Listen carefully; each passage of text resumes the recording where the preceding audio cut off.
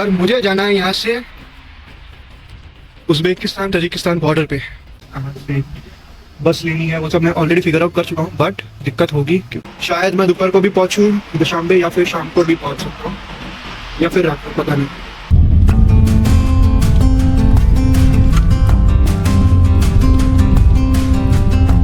चुका हूँ अभी 10:45 पे बॉर्डर पे। ये पीछे आप देख सकते हो बॉर्डर। बाकी इमिग्रेशन की बात करूँ तो बहुत स्मूथ रहा, बहुत बढ़िया रहा। उज़्बेक साइड तो लाइक कुछ पूछा ही नहीं, दोनों साइड का इमिग्रेशन हो गया।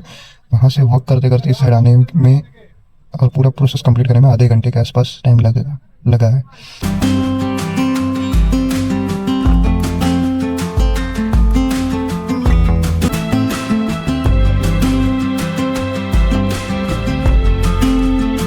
तो 1200 रुपीज़ होता है और जो रास्ता था उस हिसाब से मुझे सही लगा।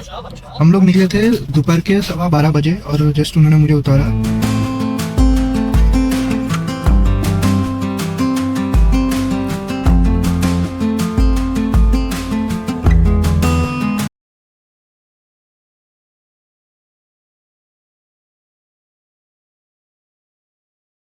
हेलो, स्वागत है गुज्जू प्रवासी एक नवा वीडियो में। अभी मैं समरकंद से निकल चुका हूँ अपने हॉस्टल से चेकआउट करके। सुबह के बज रहे हैं कुछ 9:30 और मुझे जाना है यहाँ से उज़्बेकिस्तान तजिकिस्तान बॉर्डर पे। मैंने इंडेक्स सर्च की तो 2 ऑप्शंस हैं, एक तो शेयरिंग और दूसरा प्राइवेट। तो दोनों में मैंने टाइम मतलब वेट किया, किसी ने पिकअप नहीं किया, कोई ड्राइवर एलोकेट नहीं हुआ। सो बेसिकली ये हो सकता है कि क्योंकि ये इतना दूर है और अभी मॉर्निंग का टाइम है तो शायद उनको वापस खाली आना पड़े, इसलिए उन लोगों ने एक्सेप्ट नहीं की ride. That I understand, but अभी अपने लिए दिक्कत ये हो गई है कि अब अपने को जाना पड़ेगा बाय बस। सो टैक्सी हमको लेके जाती डायरेक्ट बॉर्डर तक, जो कि यहाँ से है कुछ 42 किलोमीटर दूर, और उसके हमको देने पड़ते 600 से 900 रुपये तक इंडियन रुपीज़। और अब हमें बस लेके जाना पड़ेगा पहले बस स्टैंड, मतलब पब्लिक ट्रांसपोर्ट लेके जाना पड़ेगा बस स्टैंड मेन इनका, और देन वहाँ से फिर हमको फिगर आउट करना पड़ेगा कि कैसे आप बॉर्डर पे जाए, या फिर इनकी कोई शेयर टैक्सी चलेगी वो, या फिर कोई बस होगी तो वो देखना पड़ेगा। तो पहले तो बस स्टैंड चलता हूँ मैं, यहाँ पर जो हॉस्टल के पास है वो 2000 लेगा, 2000 सोम, जो कि हमको मेन बस स्टैंड तक छोड़ेगा। बस स्टैंड का नाम मैं पहुँच के आपको यहाँ पर स्क्रीन पे दिखा दूँगा, क्योंकि नाम थोड़ा इनके अजीब तो प्रोनाउंस करने में दिक्कत होती है, तो मैं यहाँ पर लिखूँगा। बस स्टैंड पे आ चुका हूँ, अभी बस वेट करते हैं बस का। यहाँ से 2 बस जाती है, एक 74 नंबर की और एक 91 नंबर की।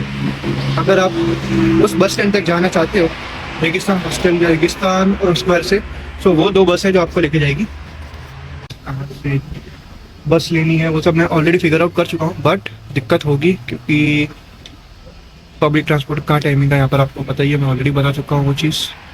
और बस टाइम टू टाइम आ जाए तो चीज़ें बढ़िया हो जाए, कि आज का दिन पूरा वेस्ट ही होने वाला है, मतलब पूरा ट्रैवलिंग में ही जाने वाला है। तो मैं उसी तरह से प्रिपेयर होकर निकला हूँ कि भाई शायद मैं दोपहर को भी पहुँचूँ दुशांबे या फिर शाम को भी पहुँच सकता हूँ या फिर रात को, पता नहीं।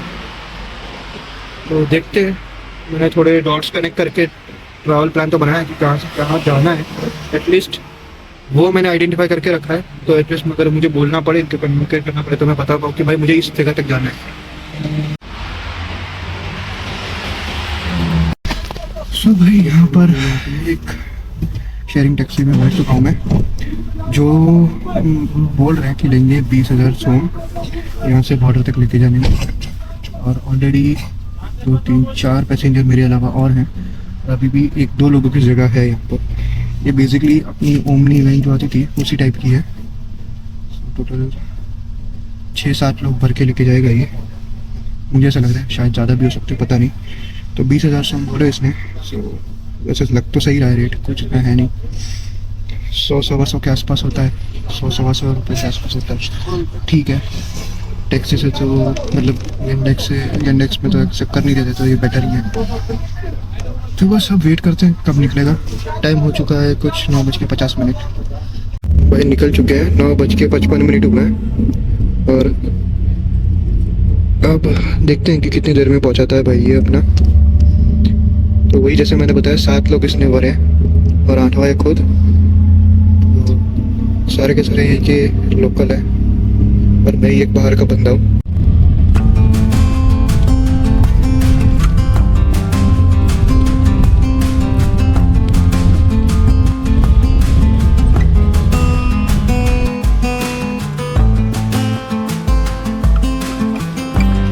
पहुंच चुका हूँ अभी 10:45 पे बॉर्डर पे।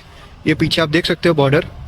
तो ऑलमोस्ट 1 घंटा लगा है इसने लाने में। भाई साहब ने 30,000 काटे, मैंने गिने, मतलब मैंने 2 लाख का नोट दिया क्योंकि मेरे पास चेंज नहीं थे। तो मैंने बोला भाई चेंज है तेरे पास? तो कहते हैं हाँ दे दे। तो उसने 30,000 काट के मुझे 1,70,000 दिए। मैंने कहा भाई 30,000 क्यों से, 10,000 और दे। फिर बोलता है थोड़ा ऐसे चिढ़ के, मतलब कि भाई 10,000 उसने मांग लिए, वैसा वाला बात हो गई। अब जो है वो है। तो बस अभी चलते हैं, इमिग्रेशन क्लियर करते हैं और उस साइड चलते हैं, बाद में देखते हैं क्या है प्रोसेस। शूटिंग अलाउड नहीं है यहाँ पर। सो भाई हो चुका है अपना इमिग्रेशन दोनों साइड से।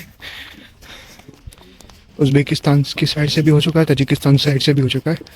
अब बस पीछे मैं दिखा नहीं सकता, बट ये निपटा के अभी मैं जा रहा हूँ कस्टम्स की तरफ। कस्टम्स भी हो जाएगा आई गेस, तो कुछ इशू है नहीं। फिर मैं डिटेल में बाहर जाके या गाड़ी में बैठ के बताऊंगा सही से।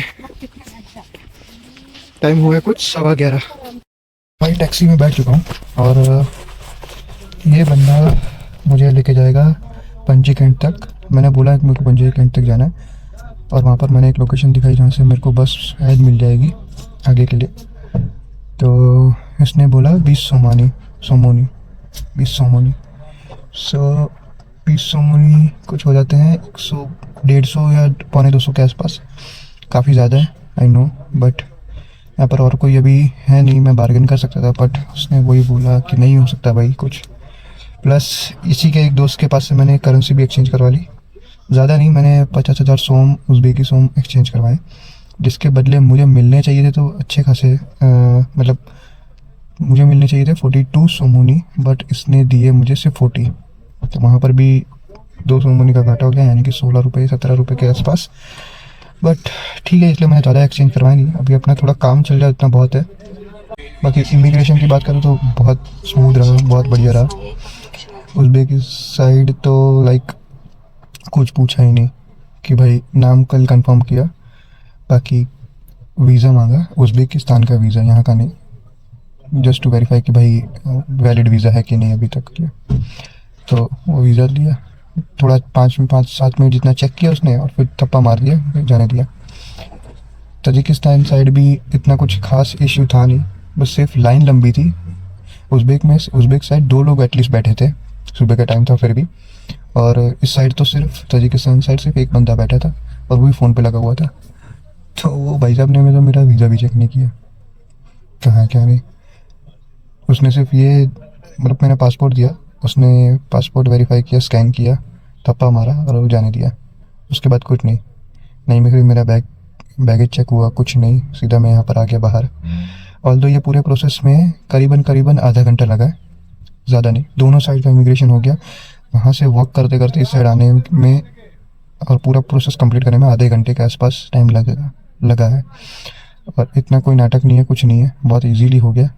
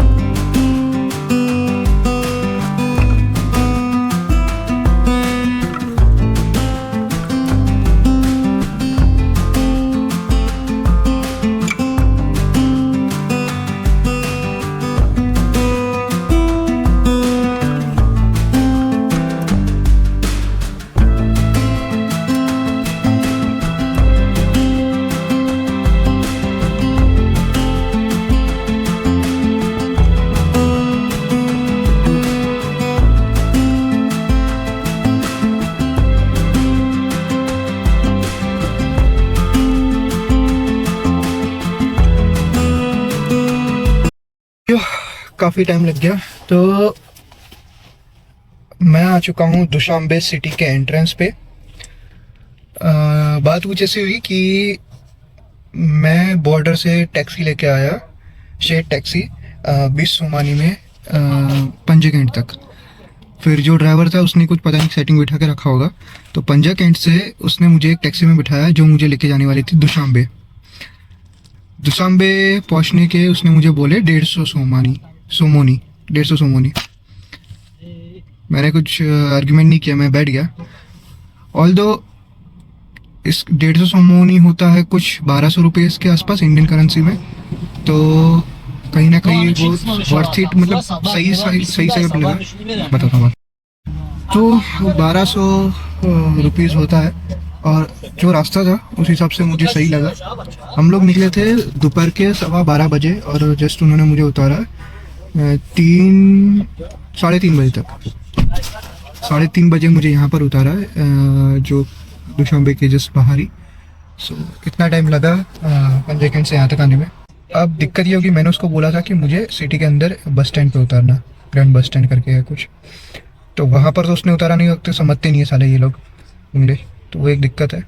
तो उसने मुझे सिटी के बाहर उतार दिया। अब यहाँ से मुझे एक और टैक्सी लेके जाना है अंदर, सिटी के अंदर। मैंने इसको बताया कि मुझे रेलवे स्टेशन तक जाना है, वहाँ से फिर अपना जो स्टे है वो सिर्फ पैदल है, तो वो तो फिर मैं चला जाऊँगा। बट मैंने उसको बोला कि मुझे रेलवे स्टेशन तक जाना है। उसने बोला पहले 50। बिस्मिल्लाह। हेलो। तो फिर मैं इसको लेकर आया 30 पे। तभी मैं 30 उन्होंने देखे यहाँ से 30 देखे अपना हम लोग अंदर जा रहे हैं सिटी के।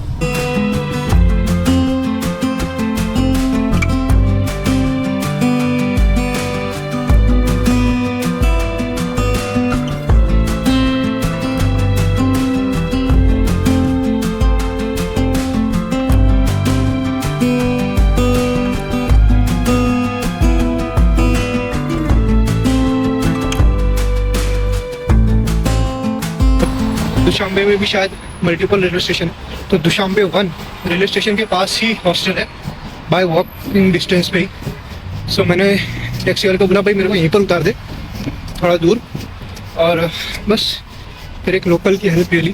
भाई खड़ा था यहाँ पर, तो मैंने उससे बोला कि भाई तुम मेरे को ये जगह बता क्या यहाँ पर मैं किस तरीके से जाऊँ अभी। तो 10 से 12 मिनट की वॉक दिखा रहा है अभी भी। तो भाई फाइनली 4:45 हॉस्टल में आ चुका हूँ मैं। हॉस्टल ढूंढने में दिक्कत हो गई, एक तो इंटरनेट नहीं है, ऊपर से यहाँ पर 2-3 लोगों को पूछा तब जाके मुझे एड्रेस पता चला। वो भी मैं घूम रहा था तो एक बंदा आके बोलता है यहाँ पर रेसिडेंस है इस बिल्डिंग में, रेसिडेंट है। तो उसने बोला कि भाई हॉस्टल ढूंढ रहे हो? मैंने कहा हाँ।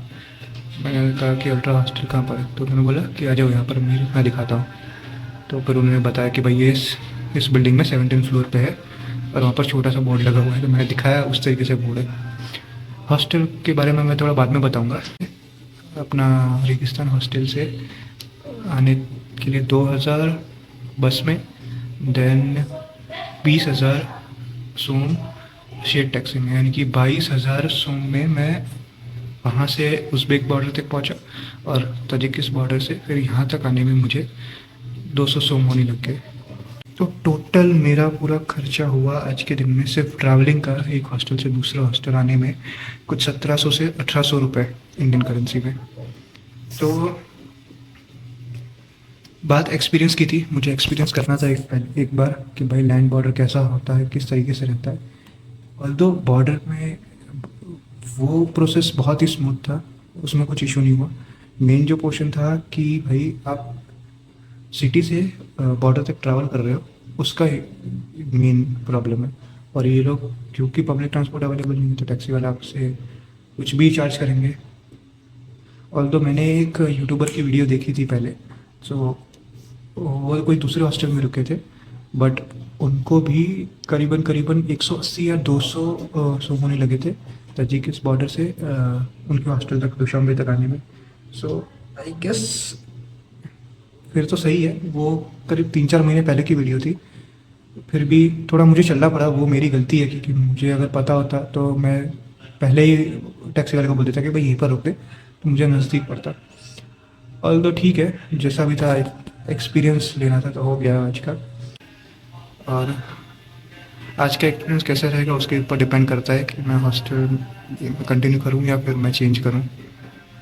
मेरी इच्छा है कि भाई अगर मेरी इच्छा हुई तो मैं एक दिन शायद हॉस्टल में भी रुकूँ। वो डिपेंड करता है क्योंकि 26 तारीख को मेरी मॉर्निंग की फ़्लाइट है, तो उसके लिए भी मुझे एटलीस्ट डिपार्चर से 1-2 घंटे पहले तो एयरपोर्ट जाना पड़ेगा। तो वो भी देखना है। जहाँ पर मैं उतरा था वहाँ से इस थोड़ा दूर है, पर अब तो पब्लिक ट्रांसपोर्ट अवेलेबल है, बस अब वही फिगर आउट करना है कि पब्लिक ट्रांसपोर्ट को यूज़ कैसे किया जाए। तो अब 1-2 दिन अपने को घूमना ही है यहाँ पर। तो कल करेंसी एक्सचेंज करवाएंगे मॉर्निंग में, और क्योंकि आज संडे है तो बैंक्स बंद है सारी, तो कल करेंसी एक्सचेंज करवाएंगे। और भाई अभी ये बंदा आया नहीं है, जो यहाँ का मैनेजर है, तो बेड मिल गया है, अपर बेड मिल रहा है, जो मुझे नहीं पसंद हमेशा, जो मुझे हमेशा नहीं पसंद। तो अब आता है तो देखते हैं क्या बोलता है, और दूसरा कोई ऑप्शन फिगर आउट करके रखता हूँ मैं। अभी इंटरनेट चल भी नहीं रहा है, इंटरनेट चल रहा तो एक बार मैं घर पे इन्फॉर्म भी कर दूँ। नहीं चल रहा इंटरनेट, तो इंटरनेट चलेगा तो फिर मैं घर पे फ़ोन करके एटलीस्ट इन्फॉर्म तो कर दूँ कि मैं पहुँच गया हूँ। तो इस वीडियो को रखते हैं यहीं तक, हवे મળીએ नेक्स्ट वीडियो में। ત્યાં સુધી गुड बाय।